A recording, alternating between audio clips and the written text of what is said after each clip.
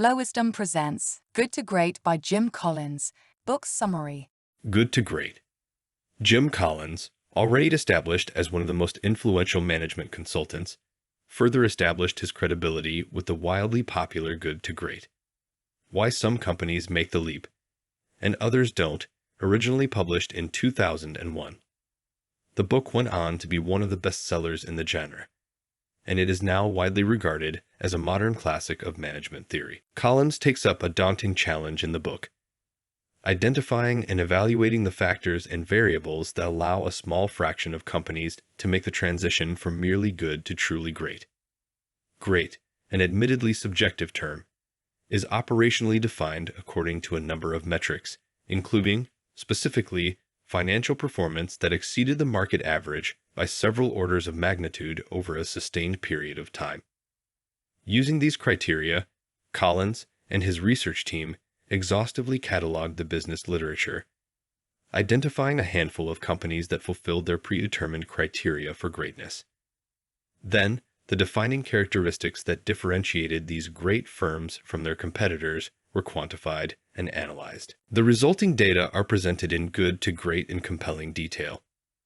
Over the course of 9 chapters, Collins addresses a number of management, personnel, and operational practices, behaviors, and attitudes that are both conducive and antithetical to the good to great transition. One overarching theme that links together virtually all of Collins' arguments is the need to define a narrowly focused objective and field of competency, and then focus all of the company's resources toward that area of strength. Repeatedly, Collins warns that straying too far from a company's established strengths is inimical to the attainment of greatness. Finally, Collins links the findings of Good to Great to the conclusions he reached in his previous book, Built to Last, which focused on the factors that define companies that survive in the long term, meshing both sets of results into an overarching framework for enduring success. Level 5 Leadership. Chapter 2. In this chapter, Collins begins the process of identifying and further explicating the unique factors and variables that differentiate good and great companies.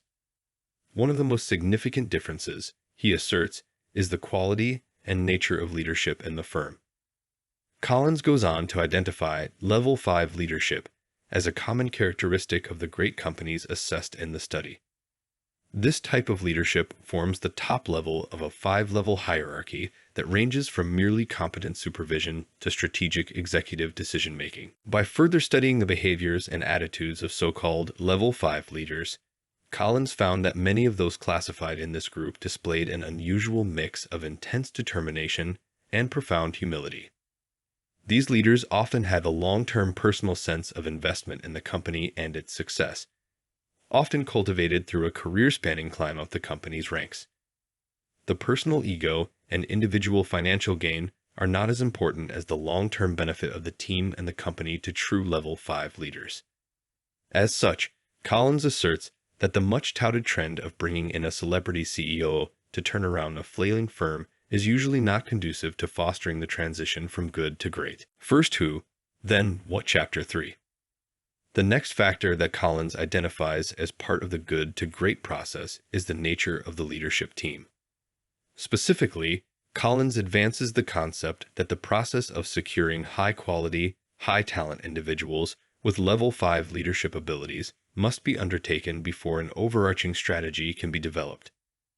With the right people in the right positions, Collins contends that many of the management problems that plague companies and sap valuable resources will automatically dissipate. As such, he argues, firms seeking to make the good to great transition may find it worthwhile to expend extra energy and time on personnel searches and decision-making. Collins also underscores the importance of maintaining rigorousness in all personnel decisions. He recommends moving potentially failing employees and managers to new positions, but not hesitating to remove personnel who are not actively contributing. He also recommends that hiring should be delayed until an absolutely suitable candidate has been identified. Hewing to both of these guidelines, Collins claims, will likely save time, effort, and resources in the long term. Confront the brutal facts, yet never lose faith. Chapter 4. Another key element of some companies' unique ability to make the transition from good to great is the willingness to identify and assess defining facts in the company and in the larger business environment. In today's market, trends and consumer preferences are constantly changing, and the inability to keep apace with these changes often results in company failure.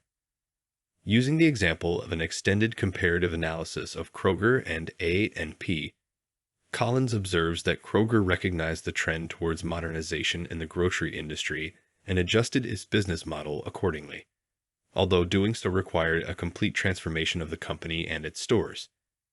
A&P, on the other hand, resisted large-scale change and thus guaranteed its own demise. Collins outlines a four-step process to promote awareness of emerging trends and potential problems. 1. Lead with questions, not answers. 2. Engage in dialogue and debate, not coercion. 3. Conduct autopsies without blame. And 4. Build red flag mechanisms that turn information into information that cannot be ignored. The hedgehog concept. Simplicity within the three circles. Chapter 5.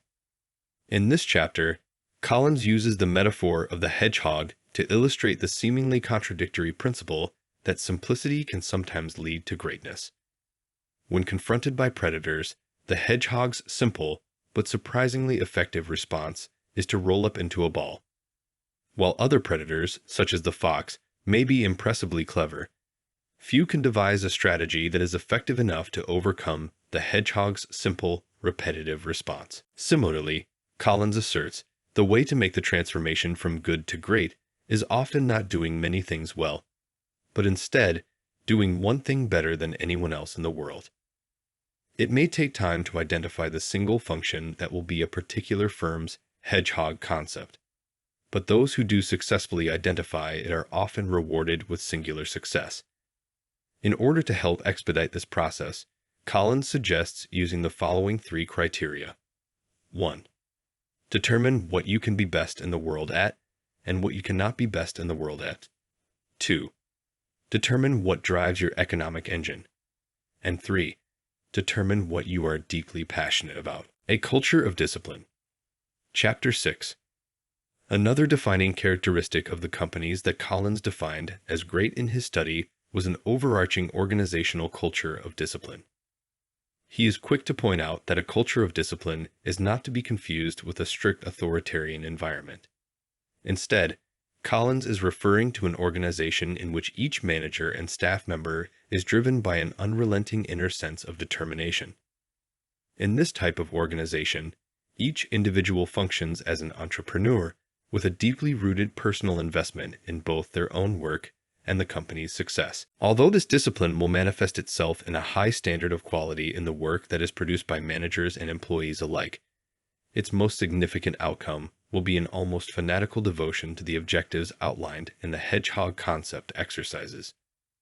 Disciplined workers will be better equipped to hew to these goals with a single-minded intensity that, according to Collins, will foster the transformation from merely good to great. In addition, the author asserts, it is important that within this overarching culture of discipline, every team member is afforded the degree of personal empowerment and latitude that is necessary to ensure that they will be able to go to unheard-of extremes to bring the firm's envisioned objectives into existence. Technology accelerators. Chapter 7. Today, many businesses have come to depend upon technology to increase efficiency, reduce overhead, and maximize competitive advantage. However, Collins cautions that technology should not be regarded as a potential panacea for all that ails a company. The folly of this kind of thinking was revealed in the aftermath of the crash of the tech bubble in the early 2000s. The market correction threw into sharp relief the differences between sustainable uses of the internet to extend established businesses and ill-planned, unviable online startups. Collins contends that the good-to-great companies approach the prospect of new and emerging technologies with the same prudence and careful deliberation that characterizes all of their other business decisions. Further, these companies tend to apply technology in a manner that is reflective of their hedgehog concepts, typically by selecting and focusing solely upon the development of a few technologies that are fundamentally compatible with their established strengths and objectives. Collins characterizes the ideal approach to technology with the following cycle: pause, think, crawl, walk, run. The flywheel and the doom loop. Chapter 8. In this chapter, Collins describes two cycles that demonstrate the way that business decisions tend to accumulate incrementally in either an advantageous or a disadvantageous manner. Both the author emphasizes accrue over time.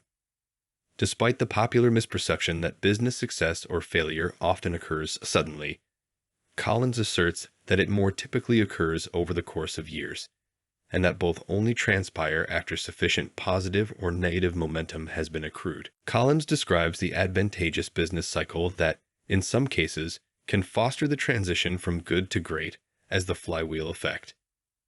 By making decisions and taking actions that reinforce and affirm the company's hedgehog competencies, executives initiate positive momentum.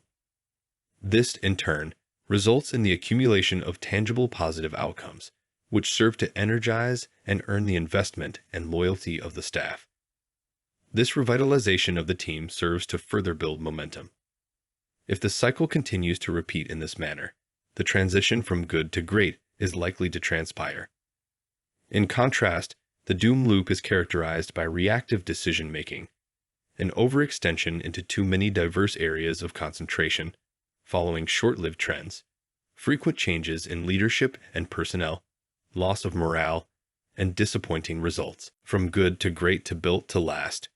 Chapter 9. In the concluding chapter of Good to Great, Collins makes a connection between this book and his previous work, Built to Last, which represented the findings of a 6-year study into the factors that determined whether a new company would survive in the long term. First and foremost, Collins contends that companies need a set of core values in order to achieve the kind of long-term, sustainable success that may lead to greatness. Companies need to exist for a higher purpose than mere profit generation in order to transcend the category of merely good. According to Collins, this purpose does not have to be specific, even if the shared values that compel the company towards success are as open-ended as being the best at what they do and achieving excellence consistently.